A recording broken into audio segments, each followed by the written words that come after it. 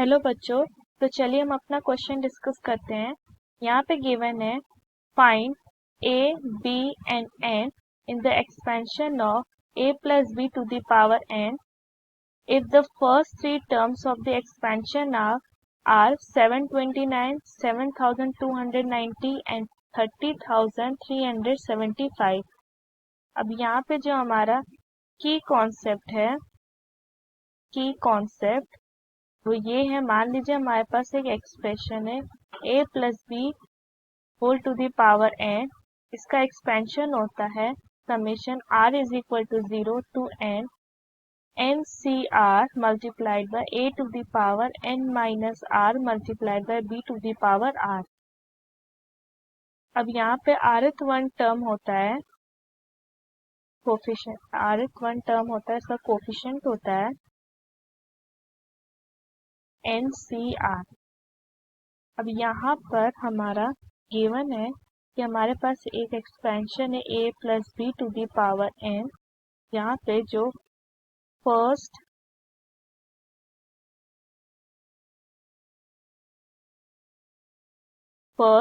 Three terms हैं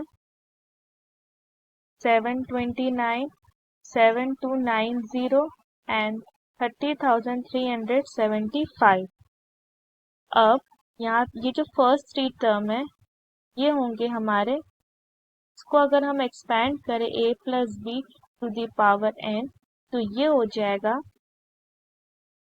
NC0 a to the power n b to the power 0 plus NC1 a to the power n minus 1 b plus NC2 a to the power n minus 2 b square plus up to n plus NCn a to the power 0 b to the power n।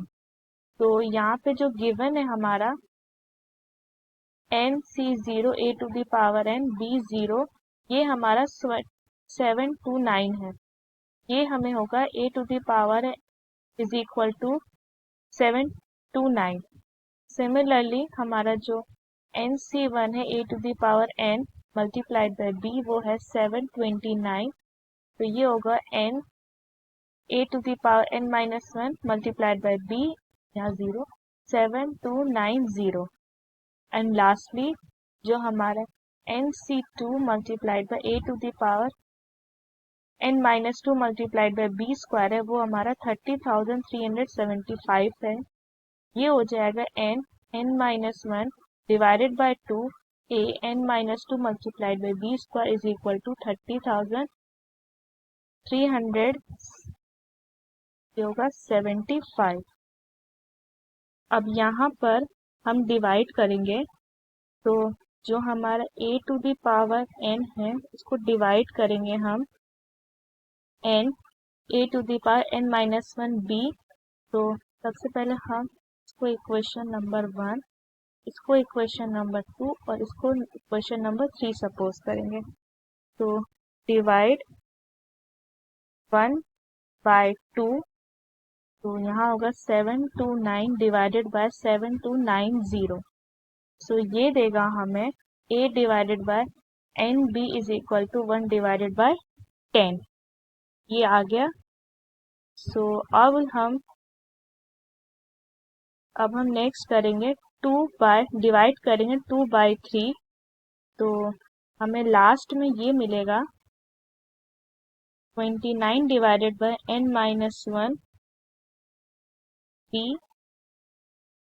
This is 2a is equal to 6 divided by 25। ये हमारा equation number 4, ये हमारा equation number 5। अब next है हमें divide करना है, divide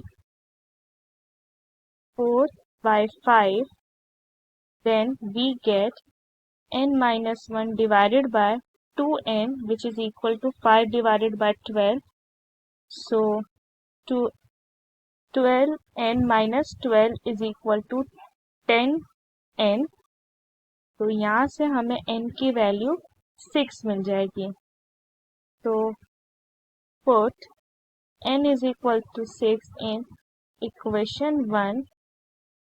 तो यहाँ पर a टू दी पावर 6 हो जाएगा 729 इसे हम लिख सकते हैं a⁶ इज इक्वल टू, ये होता है 3⁶। a की वैल्यू यहाँ पे 3 मिल जाएगी।